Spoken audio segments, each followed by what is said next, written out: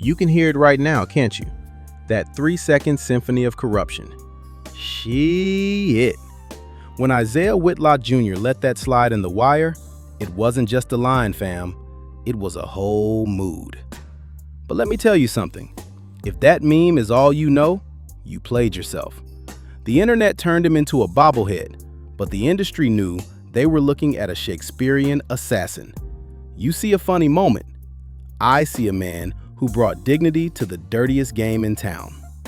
So, how does a football scholar become the most lovable crook in TV history, only to leave us silent in the middle of the holidays?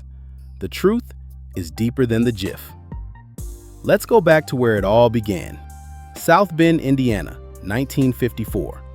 Not exactly the red carpet, right? Young Isiah wasn't out here chasing cameras. He was chasing contact. The man was built solid, a straight-up athlete headed to Southwest Minnesota State on a football scholarship. He was ready to crush it on the gridiron. But life has a wicked way of calling an audible. A nasty injury took him out of the game, smashing those NFL dreams before they could even breathe. That's a heartbreaker for most cats, enough to make you pack it up and go home. But Isiah, he didn't fold. He just switched battlefields. He realized the drama on the field was nothing compared to the drama on the stage. He traded the helmet for a script and eventually made his way to the American Conservatory Theater in San Francisco. Now, pay attention. This ain't some weekend workshop. This is the big leagues of acting. We're talking about a brother immersing himself in the classics, breathing life into Ibsen, Chekhov, and Shakespeare. While other dudes were looking for a quick way to get famous, Isiah was in the lab, mastering the craft, learning how to command a room with just a tilt of his head. He was sharpening his tools, becoming a trained assassin in the theater world. He understood that to play a character, you had to strip yourself bare and rebuild from the ground up. He wasn't just reciting lines. He was learning how to be real in a fake world. But here's the thing about real talent. It needs a visionary to recognize it, a platform to let it breathe. And for Isiah, that connection came in the form of the legendary Spike Lee. Let me tell you, being a regular in a Spike Lee joint ain't just a job. It's a badge of honor. It means you got soul. It means you got grit. Isiah didn't just pop up in one movie. He became a lieutenant in Spike's cinematic army, showing up ready to kill in everything from She's Gotta Have It to Red Hook Summer and Chirac. But the real history lesson starts with 25th Hour. That's where he played Agent Flood, a cop who was tired, cynical, and absolutely done with the nonsense. And fam, that is where the legend was born. You think Sheeeee-it started in Baltimore? Nah, it started right there in New York. But here's the real tea. The origin story ain't even Hollywood. It's Indiana. Isiah admitted that the whole cadence came from his uncle Leon back in South Bend. He said his uncle would sit back after a good meal, rub his stomach, and say, "Shit, I tore them pork chops up." Spike Lee heard Isiah use that tone during a casual conversation about football and told him, "Yo, you gotta put that in the movie." And just like that, a family mannerism became cinema history. Then came the call that changed the game. HBO, The Wire. When Isiah stepped into the shoes of State Senator R. Clayton Clay Davis, he didn't just play a politician. He became the embodiment of the game itself. Clay Davis was dirty, corrupt, and slippery as an eel in oil, but you couldn't take your eyes off him. He was the villain you loved to watch win. In a show full of gangsters, drug dealers, and killers, Clay Davis was the most dangerous man in Baltimore because he did his dirt with a smile and a suit. And that catchphrase? By the time season 3 rolled around, the writers knew exactly what they had. They stopped writing shit in the script and started typing Sheeeee-it with extra E's, literally instructing him on the page to stretch it out because they knew Isiah was going to turn that one word into a symphony. It wasn't just a curse word anymore. It was a weapon. It was a shield when he was cornered, his victory lap when he got paid. He turned a 3-second word into a masterclass of character work, making us root for the crook just because he had so much damn style. But don't get it twisted. Don't let the meme fool you into thinking that's all he had in the bag. The man was a chameleon. While the internet was busy remixing his voice, Isiah was out here showing range that would make your head spin. Look at the 2011 film Cedar Rapids. He played Ronald Wilkes, a mild-mannered insurance agent who claims to be a huge fan of The Wire. In one of the most genius meta moments in comedy history, Isiah, the man who played Clay Davis, does an impression of Omar Little. He's sitting there, quoting, "A man gotta have a code," mocking the very show that made him famous. It was hilarious, self-aware, and proved he didn't take himself too seriously, even though he took the work seriously. Then, he stripped all that humor away for the Five Bloods. This is where the underrated part really hits home. Filming in the scorching heat of Thailand and Vietnam, Isiah played Melvin, a Vietnam vet returning to the jungle to find his squad leader's remains. This wasn't a soundstage in LA with AC blasting. This was the real deal. The cast: Delroy Lindo, Clark Peters, Norm Lewis, bonded like real brothers because they were out there sweating through the same mud. Spike Lee shot the flashbacks on gritty 16mm film and the present day on sharp digital, and Isiah had to bridge that gap. Watch his eyes in the scene where he steps on the landmine. The terror is real. The comedic Sheeeee-it guy is gone, replaced by a man facing his own mortality. He brought a vulnerability to Melvin that grounded the whole movie. He showed us that behind the laughter, there was a deep well of pain and dignity that he could tap into whenever he wanted. He was a working actor in the truest sense, whether he was making you laugh at a corrupt senator or making you cry for a lost soldier. Isiah Whitlock Jr. never, ever phoned it in. Now, let's keep it a buck. Being a legend is one thing, but becoming a meme? That's a whole different beast, and it ain't always pretty. Imagine spending decades honing your craft, studying the classics, sweating on stages in San Francisco, only to have the entire world boil your legacy down to one word: Sheeeee-it. For a minute there, it felt like the joke might swallow the man. Everywhere he went, people didn't want to talk about his dramatic range. They just wanted him to say the line. They wanted the clown to perform. That's the double-edged sword of viral fame, fam. It can make you immortal, but it can also trap you in a box. Critics started asking, is he just the Sheeeee-it guy now? Has the punchline overtaken the performance? For a serious artist trained in Shakespeare, that's gotta sting. It's like being a Michelin star chef, and everybody just wants to praise your grilled cheese sandwich. But this is where Isiah showed us what true hustle looks like. Most actors would have run from it, tried to bury it, maybe even got mad at the fans. Not Isiah. He looked at that meme, he looked at the internet, and he said, if y'all gonna play the game, I'm gonna own the board. He didn't fight the current, he rode the wave. He launched a Kickstarter campaign for a Clay Davis talking bobblehead.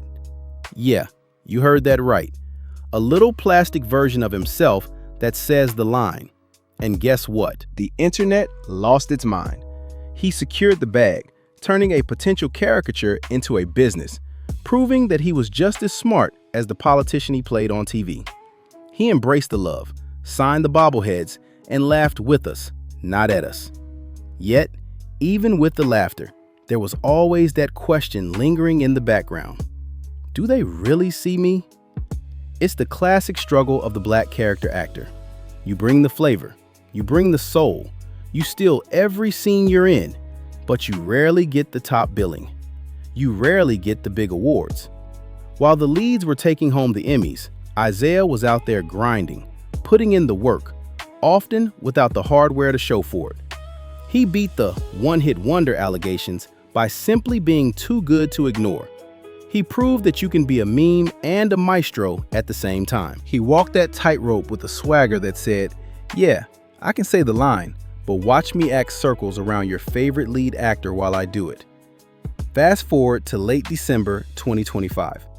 The vibe in New York City was electric, man. You know how the city gets during the holidays. Rockefeller Center lit up, tourists flooding the streets, everybody getting ready to pop bottles for the new year. Isiah was 71, still looking strong, still carrying that presence that could fill a room without him saying a word. He had projects lined up, still hustling, still relevant. We all thought he had another decade in the tank. We thought he was indestructible, like the characters he played. But life don't care about your schedule. It started quiet. No headlines, no TMZ vans chasing ambulances. Just a brief illness. That's what the report said later. A brief illness. It sounds so small for a man that big, doesn't it? He checked into a hospital in New York, thinking maybe it was just fatigue, the grind catching up to him. But the situation turned south fast. It wasn't a scandal. There was no foul play, no dark secrets coming to light. It was just the fragile nature of being human. The heart that had pumped passion into so many roles, the lungs that had delivered the longest Sheeeee-it in history. They were just tired. On December 30th, 2025, just one day before the world was set to ring in the new year, the screen faded to black. While the rest of the city was buying champagne and making resolutions, Isiah Whitlock Jr. took his final bow. He passed away peacefully, surrounded by the people who knew the man, not just the meme. It wasn't the dramatic, explosive ending of a Clay Davis or an Agent Flood. There was no final speech, no plot twist, just a quiet exit for a loud talent. He left us right in the middle of the celebration, turning the holiday cheer into a moment of heavy, heavy silence. When the news broke, it didn't hit like a headline. It hit like a blackout. You know that feeling when the laughter stops abruptly in a crowded room? That was it. In barbershops from Harlem to West Baltimore, the Clippers stopped buzzing for a second. In living rooms where The Wire plays on loop during the holidays, the screen felt a little colder. We didn't just lose an actor, we lost a frequency. That Sheeeee-it was more than a joke, fam. It was a release valve for our collective frustration. It was how we laughed to keep from crying at the absurdity of the system. And when that voice went silent, the void it left was deafening. The internet tried to fill it with memes, reposting the clips one last time. But this time, the GIF didn't loop with joy. It froze in reverence. The laughter that usually shielded us dropped, and we were left staring at the empty space where a giant used to stand. The reaction wasn't about public statements or press releases. It was about the weight of the silence. His family kept it dignified, mourning the man, not the celebrity. But look at the colleagues, the Wendell Pierces, the Spike Lees. You could feel the shift in their energy. They didn't just mourn a coworker, they mourned a pillar. They knew that when Isiah walked on set, the load got lighter for everyone else because he could carry the weight of a scene on his back. He was the guy who made everyone else look better just by being there. America lost something too. We lost the voice that never asked for permission to exist. He didn't code switch to make Hollywood comfortable. He was unapologetically black, unapologetically bold, and he forced the mainstream to lean in and listen to him on his terms. So, what did he leave us? Not just a bobblehead on a desk, not just a corrupt senator in a rerun. He left us the blueprint on how to be unforgettable in a world designed to forget you. He taught us that you don't need to be the hero to be the most important person in the story. He paved the way for every character actor who refuses to be background noise. His legacy isn't sitting on a shelf collecting dust. It's in the way we speak, the way we laugh at the madness of life. He gave us a language for the struggle. We own that now. That's the real inheritance. He proved that even a single word, if spoken with enough soul, can echo forever. So, what do we really take away from the life of Isiah Whitlock Jr.? It ain't just about a funny catchphrase, fam. It's about the dignity of the craft.